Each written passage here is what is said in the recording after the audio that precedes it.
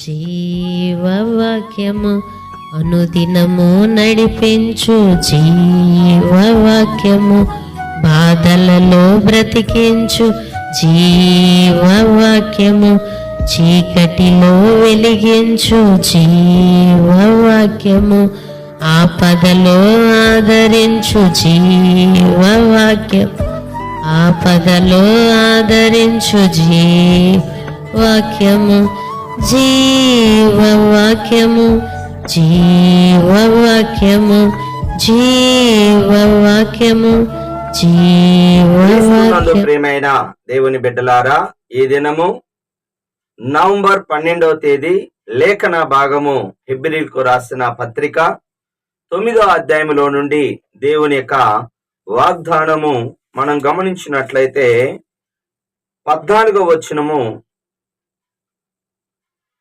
దేవుని సేవించుటకు మీ మనస్సాక్షిని ఎంత ఎక్కువగా శుద్ధి చేయును. అవునండి, యేసు యొక్క రక్తము మన యొక్క మనస్సాక్షిని శుద్ధి చేస్తుంది. అంటే మన పాపాలు మనం ఒప్పుకున్నప్పుడు ఆయన నమ్మదగినవాడు, నీతిమంతుడు గనుక సమస్త దుర్నీతి నుండి మనల్ని పవిత్రపరచును. పాపాన్ని ఎప్పుడైతే ఒప్పుకుంటామో యేసు ప్రభువారు మనల్ని పవిత్రపరుస్తాడు. జక్కైని దేవుడు మరి చేర్చుకున్న వెంటనే మనస్సాక్షి శుద్ధి చేయబడింది.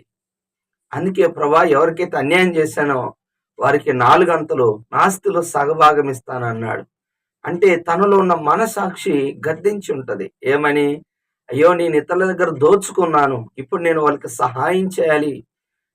కీడు చేసిన మనిషి మేలు చేస్తున్నాడు. హల్లెలూయా. పేదవాళ్ళని తక్కువగా చూసి ఉండొచ్చు, కానీ ఇప్పుడైతే ప్రేమతో చూస్తున్నాడు. మరి నీ మనసాక్షి శుద్ధి అయిందా?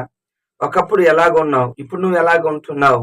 నీ మనసాక్షి శుద్ధి కావాలంటే యేసు రక్తము చేత నువ్వు శుద్ధి అయినప్పుడు నీ యొక్క మనసాక్షి మరి పవిత్రంగా, పరిశుద్ధంగా ఉంటుంది. అప్పుడు ఏది తప్పు, ఏది రైట్ అనేది నీకు అర్థమవుతుంది. అవును, ఈరోజు యేసయ్య రక్తము మరి పాపాన్ని నుంచే కాదు, మన మనసాక్షిని కూడా శుద్ధి చేస్తుంది. ఎప్పుడైతే పేతురు పశ్చాత్తాపడ్డాడో తిరిగి దేవుడు అతన్ని కనికరించాడు. తర్వాత గొప్పగా సేవలో మరి 3 సార్లు అబద్ధం ఆడిన పేతురు 3000 మందిని రక్షలోకి నడిపించేంత బలమైన శక్తి కలిగిన వాక్యాన్ని చెప్పగలిగాడు పేతురు. అవును, నీకు కూడా దేవుడు సహాయం చేస్తాడు. అయితే మన మనసాక్షిని శుద్ధి చేసుకోవటానికి మనము ఇష్టపడాలి. ఒప్పుకోవలసిన పాపాన్ని చూసినట్లయితే 10వ వచనము, దిద్దుబాటు కాలము జరుగు కాలము వచ్చు వరకు అని ఉంది. అంటే దేవుని యొక్క వాక్యము మనల్ని దిద్దుబాటు చేస్తుంది. అవునండి, దిద్దుబాటుని మనం అసహించుకోకూడదు. కీర్తన గ్రంథం 50వ అధ్యాయంలో దిద్దుబాటుని అసహించుకున్నప్పుడు మనము ఆయన సన్నిధికి రావటం కష్టం. మరి ఫరోకి మరి మోషే ద్వారా గాని ఎన్నో అవకాశాలు ఇచ్చాడు. నువ్వు చేస్తుంది తప్పు, సరిదిద్దుక అంటే దిద్దుకున్నట్టు దిద్దుకుంటాడు, మళ్ళీ పాపం చేస్తూ ఉంటాడు. అంటే దేవుని యొక్క వాక్యము నిన్ను సరిదిద్దుతుంది. సరిదిద్దినప్పుడు సరి చేసుకోవాలి. ఫరో సరి చేసుకోలేదు. సౌలు కూడా సమూయేలు ద్వారా అమాలేకులు పూర్తి నశింపచేయమన్నప్పుడు మరి అమాలేకు రాజు ఉంచాడు, కొన్ని శ్రేష్టమైన ఉంచాడు, తప్పు దిద్దుకోలేదు. బాగా గమనించండి, దావీదు తప్పు దిద్దుకున్నాడు. దేవా, నన్ను క్షమించయ్యా అని. ఎప్పుడైతే తన తప్పుని దిద్దుకున్నాడో దేవుడు అతడికి శ్రేష్టమైన సొలొమోన్ని అనుగ్రహించాడు. ఒక దిద్దుబాటు కాలం అనేది ఉంటది.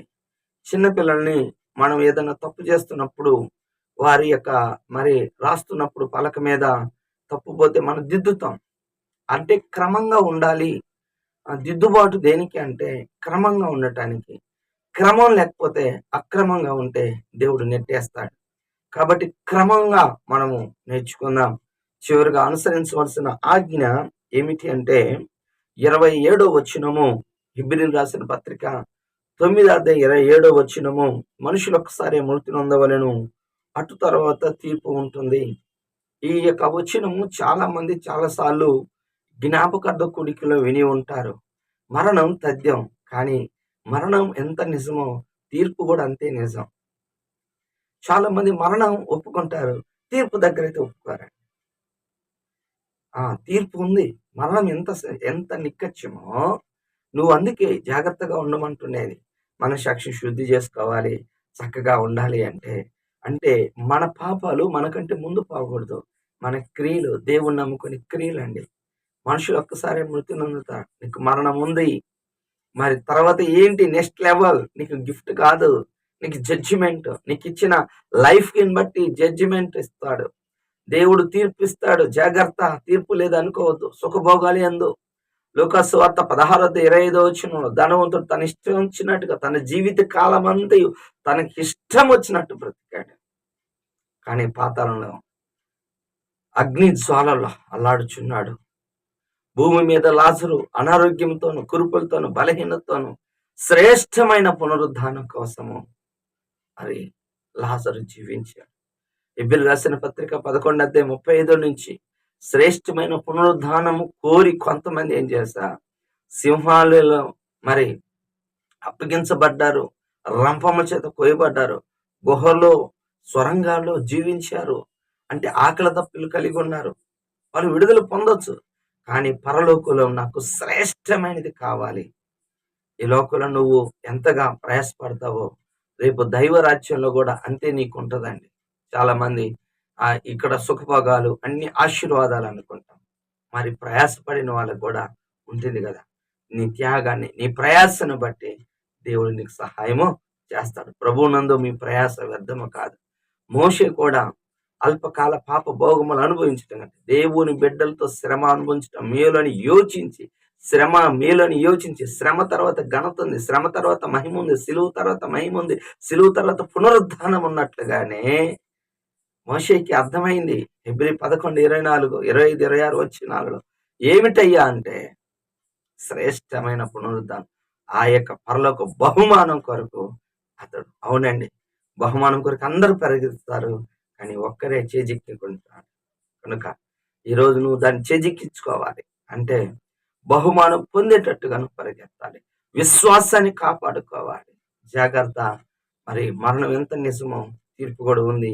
జాగ్రత్త. ఇట్టి మాటల చేత అంటే నాకు దైవరాజ్యం ఉంది అనుకుంటూ మరి ఆదరించబడుతుండు.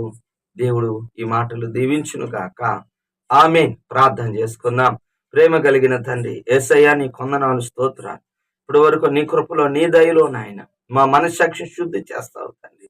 అయ్యా, మాకిచ్చిన దిద్దుబాటు కాలాన్ని ప్రభా మేము దిద్దుకోలేదు. నోహు కాలములో నాయన ప్రజలకి 120 సంవత్సరాలు అవకాశం ఇచ్చిన దిద్దుకోలేదు. నినివే పట్టణస్థులు దిద్దుకున్నారు, బాగుపడ్డారు నాయన. అలాగా మేము బాగుపడినట్లుగా దయచేయండి తండ్రి.